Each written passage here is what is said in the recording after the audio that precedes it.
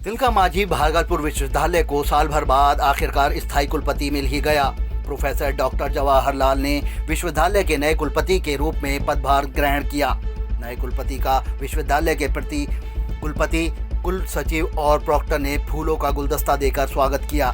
इस दौरान नवनियुक्त कुलपति प्रोफेसर डॉक्टर जवाहरलाल ने उनके कार्यों की प्राथमिकता को लेकर पूछे गए सवालों पर कहा कि जहां तक मुझे मालूम है विश्वविद्यालय में डिग्रियां पेंडिंग में हैं, परीक्षाएं समय पर नहीं हो पा रही हैं। छात्रों से संबंधित जो मामले होंगे उनका जल्द से जल्द निपटारा किया जाएगा, चाहे रात दिन काम करना क्यों न पड़े।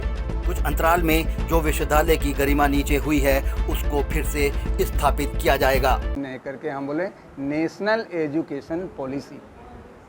तो नेशनल एजुकेशन पॉलिसी में बहुत सारे विशेषताएं हैं। उन विशेषताओं को देखते हुए विश्वविद्यालय ने अभी तक क्या काम किया है नहीं किया है मुझे पता नहीं है, लेकिन उसको धरातल पर लाना, उस पॉलिसी को इम्प्लीमेंट करना तिलका मांझी भागलपुर विश्वविद्यालय के लिए एक चैलेंज होगा।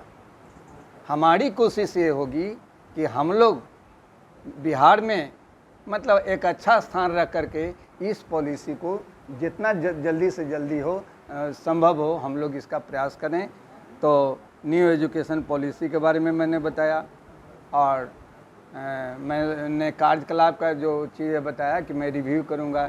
जितने भी फाइल्स आएगी वो सभी फाइल फटे हुए चीटे नहीं होने चाहिए। सभी फाइल्स में बेजाबते ऊपर नंबर होना चाहिए। फाइल का कोरोस्पेंडिंग साइड और नोट साइड ये दोनों जो है ना उसकी पेज भी नहीं मुड़ी होनी चाहिए, बिल्कुल उसमें नंबरिंग होगी। रजिस्ट्रार साहब देख लेंगे, जो ऐसा नहीं होगा आप उसको लौटा दें।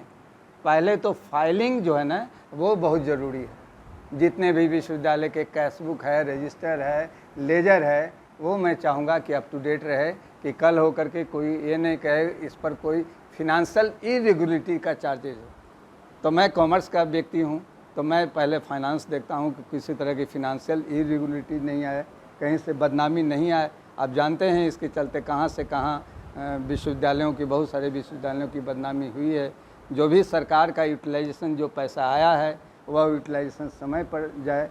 तो हमारा मुख्य जो फोकस होगा academic, administrative and financial discipline को मेंटेन करना।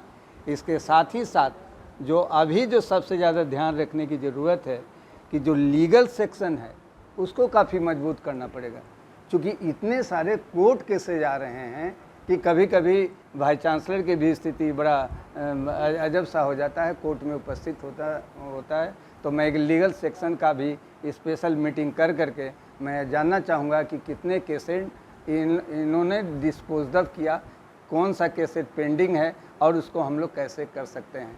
मैं यह भी कोशिश करूँगा कि जो केस का समाधान हम लोग विश्वविद्यालय लेवल पर कर सकता है, जिसके लिए केस कर रखा है, जैसे कोई एरियर के लिए कर दिया, कोई प्रमोशन के लिए कर दिया, कोई और काम के लिए कर। अरे भाई तो वो तो काम है विश्वविद्यालय के करना, नहीं किए होंगे तो चला गया होगा, असंतोष होगा तो चल जाएगा न्यायालय में। तो कुछ ऐसी समस्याएं हैं जिनका समाधान हम लोग। भागलपुर से टाइम 8 के लिए कुणाल शेखर की रिपोर्ट।